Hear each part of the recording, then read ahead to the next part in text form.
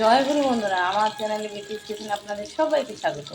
আজকে আমি তেলাপিয়া মাছের টক রান্না করে দেখাবো। এখানে দেখুন আমি তেলাপিয়া মাছ কড়াইতে ভাজা বসিয়ে দিয়েছি।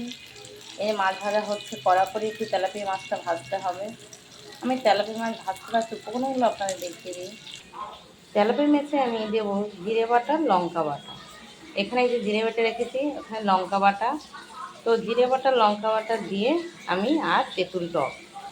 এখানে দেখুন আমি তেঁতুলটাকে গুলে সেকে সুন্দর করে রেখে দিয়েছি। তেঁতুলের টকটা আমি যখন দেবো ঝোলের পরে দেখিয়ে দেবো। এভাবে কিন্তু সব রেডি করে নেবেন।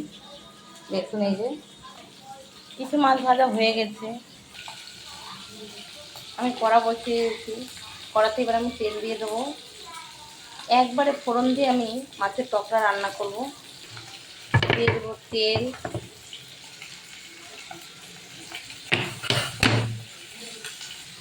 তেল গরম হয়ে গেছে। দিয়ে দেবো আমি তেজপাতা, দিয়ে দেবো সামান্য পরিমাণে জিরে, একটু লাল করে ভাজতে হবে। এবার ভেজে রাখা মাছ আমি দিয়ে দিয়েছি ফোড়নের উপরে। দিয়ে দেবো জল, আমি দিয়ে দেবো হলুদ,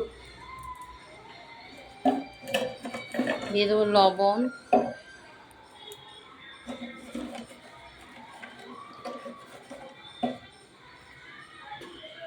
এবার নেড়ে ছেড়ে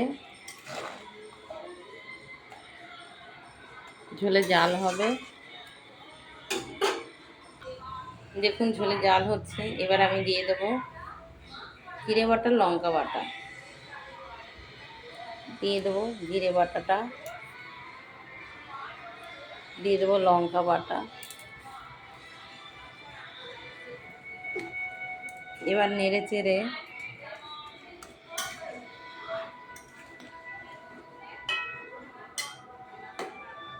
এবার ঝোলে জাল হবে। দেখুন তেলাপিয়া মাছের টক, এই যে টক বয়ার তারপরে ফুটছে। আমি টক দিয়ে দেবো। এবার টক দিয়ে একটু টক বয়া না ফুটলে মাছের ভিতরে টকটা ঢুকবে না, টেস্ট হবে না খেতেও মাছটা।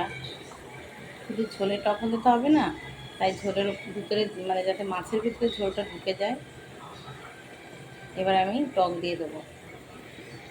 তেঁতুলের টকটা এবার দিয়ে দিচ্ছি।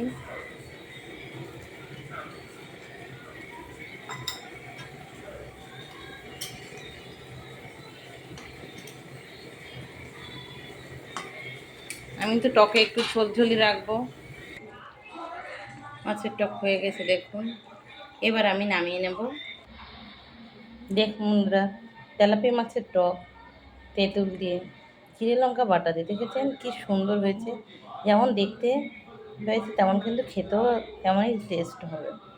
এভাবে কিন্তু তেলাপিয়া মাছের টক অতি অবশ্যই আপনারা রান্না করে খেয়ে দেখবেন। এই গরমের সময় তো ভীষণই ভালো লাগে টক খেতে, সে মাছের টকই হোক আর এমনি টকই হোক।